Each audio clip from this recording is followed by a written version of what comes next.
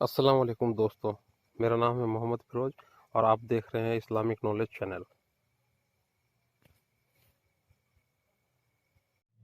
قرآن کریم کی سورہ رعد کے اندر اللہ پاک یہ واضح طور پر فرماتے ہیں کہ ہم نے ہر قوم کے اندر نبی اور ڈر سنانے والا بھیجا۔ پھر حدیث مبارکہ سے ہمیں پتہ چلتا ہے کہ پوری دنیا کی ہر ایک قوم اور ہر ایک جگہ پر انسانیت جہاں پر آباد تھی 1,24,000 پیغمبر بھیجے گئے، لیکن نام سے ذکر صرف اور صرف 25 پیغمبروں کا ہے۔ کیونکہ اگر ان سب کے نام، زندگی اور قوموں کے حالات بیان ہوتے تو یہ قرآن کریم ہدایت اور عبرت کی کتاب کی بجائے تاریخ کی کتاب زیادہ معلوم ہوتی، اسی لیے ان کا ذکر کرنا ضروری نہیں تھا۔ مگر آج ہندو مذہب کے ماننے والے لوگوں کا یہ دعویٰ ہے کہ ان کا سناتم مذہب یعنی ہندو مذہب مسلمانوں کی تاریخ سے بھی ہزاروں سال پرانا ہے، اور نہ ہی ہندوستان کی سرزمین پر کوئی نبی بھیجا گیا۔ ان کے پاس بھی قرآن کریم کی طرح بھگوان کی طرف سے بھیجی ہوئی کتابیں ویداس کی صورت میں موجود ہیں، جس میں کسی بھی پیغمبر کا کوئی ذکر نہیں۔ جبکہ سورہ الانبیاء آیت 107 کے اندر اللہ پاک فرماتے ہیں کہ ہم نے آپ کو تمام جہانوں کے لیے یعنی قیامت تک کے انسانوں کے لیے ہدایت بنا کر بھیجا، جس کا مطلب ہے کہ اس میں ہندوستان کی سرزمین بھی شامل ہے۔ تو پھر ہندو مذہب کے ماننے والے اس کا انکار کیوں کرتے ہیں؟ اگر اس سرزمین پر کوئی نبی واقعی نہیں بھیجا گیا تو پھر حضرت محمد صلی اللہ علیہ وآلہ وسلم کا ذکر ان کی کتابوں کے اندر کیسے موجود ہے؟ نوح علیہ السلام اور ان کی کشتی کا ذکر کیسے بیان کیا گیا ہے؟ حضرت عیسیٰ علیہ السلام کی واپسی کا ذکر کیسے بیان ہوا ہے؟ ایک اللہ کی عبادت کا کیوں کہا گیا ہے؟ اگر یہ واقعی اس قوم کے اندر ہدایت کے لیے آنے والے کسی نبی کی تعلیمات ہیں جنہیں وقت کے ساتھ بگاڑ دیا گیا، تو وہ کون سے پیغمبر ہیں؟ یعنی سوال یہ ہے کہ یہ ہندو کس نبی کی امت ہیں؟ آئیے ان سوالوں کا جواب تاریخ سے تلاش کرنے کی کوشش کرتے ہیں اور ایسے حقائق جانتے ہیں جو تمام ہندو پنڈت، اسکالرز اور تاریخ دان آج تک دنیا سے چھپاتے ہیں۔ ہندو مذہب کے ماننے والوں کا یہ دعویٰ ہے کہ یہ دنیا کا سب سے قدیم ترین مذہب ہے، اتنا قدیم کہ جب اسلام یا مسلمان لفظ کا وجود تک موجود نہیں تھا، جو کہ صحیح بھی ہے کیونکہ کفر اور شرک کی ابتدا اسی دن سے ہو گئی تھی جب حضرت آدم علیہ السلام کے بیٹے قابیل نے حابیل کو قتل کیا اور ان سے الگ ہو کر کفر اور شرک کے اندر مبتلا ہو گیا۔ حضرت ابراہیم علیہ السلام کی قوم بھی بت پرست تھی، موسیٰ علیہ السلام کی قوم نے بھی ایک وقت پر سونے کے بچڑے کی عبادت شروع کر دی، یہاں تک کہ نبی پاک صلی اللہ علیہ وآلہ وسلم کے اعلان نبوت سے قبل کعبہ کے اندر 360 بت موجود تھے، جنہیں فتح مکہ کے وقت صحابہ کرام نے توڑ توڑ کر ٹکڑے ٹکڑے کر دیا، جس سے یہ معلوم ہوتا ہے کہ بت پرستی تو دنیا کے پہلے انسان حضرت آدم علیہ السلام کی ایک نافرمان اولاد کے وقت سے آج تک موجود ہے، مگر اس کا تعلق کسی مذہب سے نہیں بلکہ گمراہی سے ہے جو کہ شیطان ان سے کرواتا رہا۔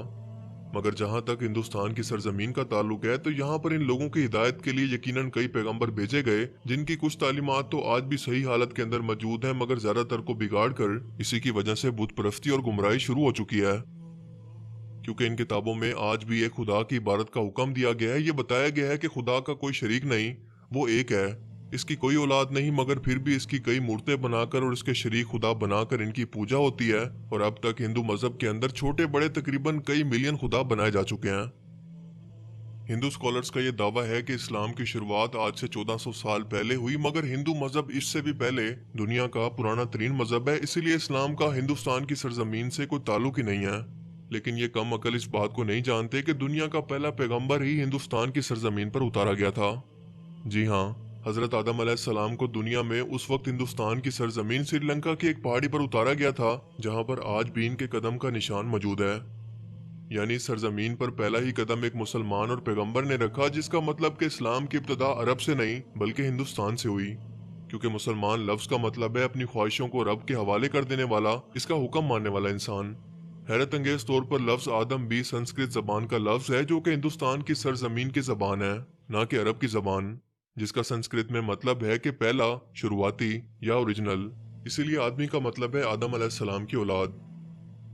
جنہیں قدیم سنسکرت کی کتابوں کے اندر سمبوا منو کہہ کر پکارا گیا ہے، اور اگر ہندو کسی طرح سے ان کے وجود سے انکار کرنے کی کوشش کریں تو ایسا بالکل ناممکن ہے، کیونکہ ان کی مقدس کتاب رگ وید اور بھوش پرانا میں آدم علیہ السلام کی تخلیق، فرشتوں کا انہیں سجدہ کرنا، آدم علیہ السلام سے حضرت حوا کی تخلیق، شیطان کا ان دونوں کو بہکا کر جنت سے نکالنا اور پھر زمین پر اتارنے کا ذکر واضح طور پر موجود ہے۔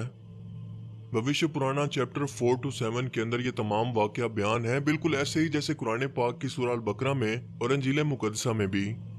متیسیہ پرانا کے اندر لکھا ہے کہ خدا نے آدم علیہ السلام کے جسم کو 2 حصوں میں تقسیم کیا، ایک کو سمبوا منو یعنی آدم اور دوسری کو فیمیل یعنی شترو پاکا بنایا، جنہیں مسلمان حضرت بی بی ہوا کے نام سے جانتے ہیں، جس کا مطلب اگر ان تینوں دنیا کے سب سے بڑے مذاہب کے اندر ایک جیسی چیزیں موجود ہیں تو ان کا سورس بھی ایک ہی ہونا چاہیے، یعنی ایک خدا۔ سری لنکا کی سرزمین سے ہندوستان کی سرزمین کو جوڑنے کے لیے قدیم ترین قدرتی برج آج بھی ہزاروں سالوں سے پانی کے درمیان موجود ہے، جس کا بننا کوئی اتفاق نہیں ہے۔ اس کے بعد سب سے اہم سوال یہ ہے کہ اس ہندو سرزمین پر کس پیغمبر کو بھیجا گیا ہوگا؟ کیا اس بارے میں ہمیں تاریخ میں کوئی شواہد یا ثبوت ملتے ہیں؟ سب سے پہلی بات کہ ہندو نام کا کوئی مذہب تاریخ کے اندر کہیں پر موجود ہی نہیں ہے، اور نہ ہی ہندو مذہبی کتابوں میں، اور نہ ہی کوئی اور آسمانی کتاب مثلاً تورات، زبور، انجیل کے اندر اس کا کوئی ذکر موجود ہے۔ بلکہ دریائے سندھ کے پاس رہنے والے، سندھو ندی کے قریب رہنے والے لوگ اپنے علاقے کی نسبت کی وجہ سے نام کو بگاڑ کر ہندو کہلائے جانے لگے، جبکہ اصل میں ان کا یہ مذہب سنسکرت کی زبان کے اندر ہندو نام سے نہیں بلکہ سناتن دھرم کے نام سے تاریخ میں موجود ہے، جس کا عربی میں مطلب ہے مذہب پر قائم رہنے والا، جس کا بالکل ایسا ہی مطلب قرآن کریم کی سورہ روم کے اندر بھی موجود ہے، جہاں پر اسلام کو ہمیشہ باقی رہنے والا دین کہا گیا ہے، یعنی سناتن دھرم کا مطلب ہی مذہب اسلامی ہے۔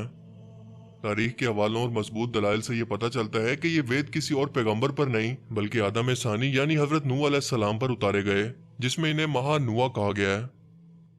ویدوں میں پیغمبر اور عظیم شخصیات کے لیے منو کا لفظ استعمال کیا گیا ہے، لہٰذا نوح علیہ السلام کو بڑے سیلاب والا منو کہہ کر بیان کیا گیا، اور ان کی کشتی سے لے کر سیلاب تک کا تمام واقعہ تفصیل سے موجود ہے، جیسا کہ قرآن کریم کی سورہ ہود میں اور بک آف جینیسس چیپٹر 7 کے اندر بھی یہ بیان ہے۔ ویدوں میں لکھا ہے کہ جب بڑے سیلاب کے بعد دنیا پھر سے آباد ہوگی تو میں ان ویدوں کو نافذ کروں گا، اور بھوشیہ پرانا چیپٹر 4-7 کے اندر نوح علیہ السلام کے طوفان کے بارے میں بیان کیا گیا، اور یہ بھی کہ اس منو کو خدا نے کشتی بنا کر اس کے اندر جانوروں کو سوار کرنے کا حکم دیا، جس کے بعد ایک عظیم طوفان آیا جس نے بھارت ورش یعنی ہندوستانی سرزمین پر زندگی کو ختم کر دیا۔ لفظ نوح سنسکرت زبان کے اندر بھی موجود ہے، جس کا مطلب ہے بوٹ یعنی کشتی والا، وہی مطلب جو کہ عربک زبان کے اندر ہے۔ اس دوران یہ ویداس فیوچر کے بارے میں بیان کر رہی ہیں کہ کیسے ایک بڑا طوفان آنے والا ہے اور کیسے ایک بار پھر سے انسانیت کی شروعات ہوگی، اور ویداس میں نوح علیہ السلام کو کل 74 جگہ پر نام کے ساتھ بیان کیا گیا ہے۔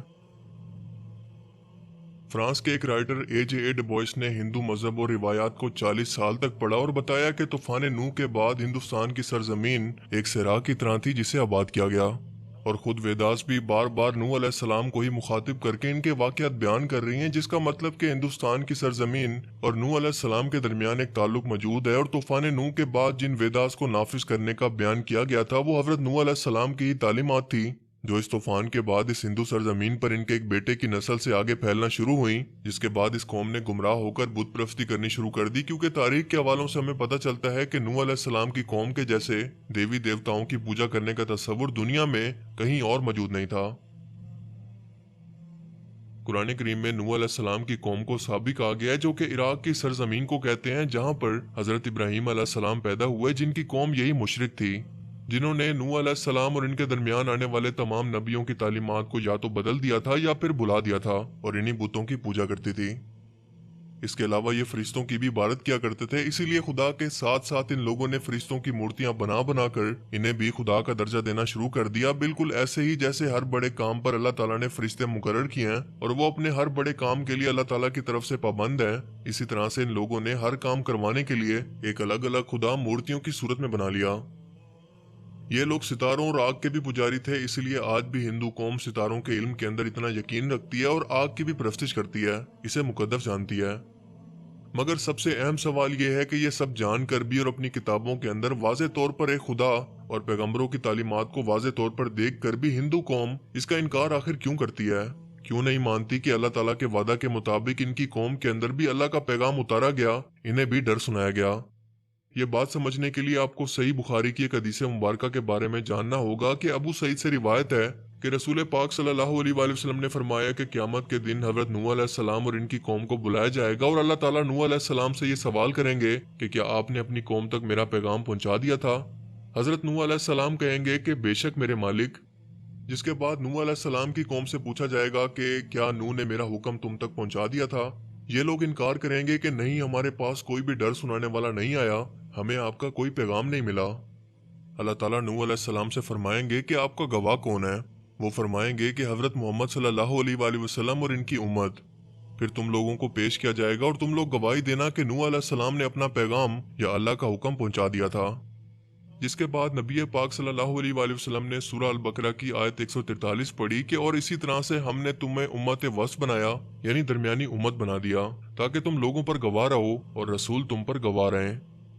جس سے یہ ثابت ہوا کہ یہ ہندو قوم کبھی بھی اپنے نبی نوح علیہ السلام کی تعلیمات یا کسی اور پیغمبر کو تسلیم نہیں کریں گے، اور ہندوستان کی سرزمین کا اصل مذہب اسلامی تھا جو کہ بگاڑ کی وجہ سے اپنی اصل شکل کو کھو چکا ہے۔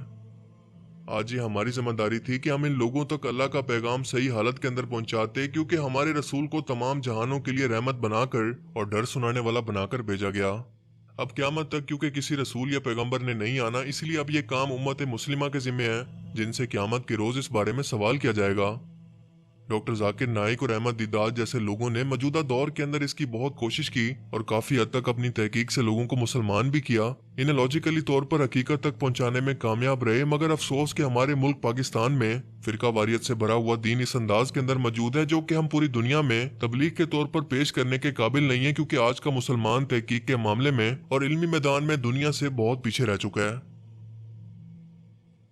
اللہ تعالیٰ ہمیں سمجھنے کی اور عمل کرنے کی توفیق عطا فرمائے، آمین۔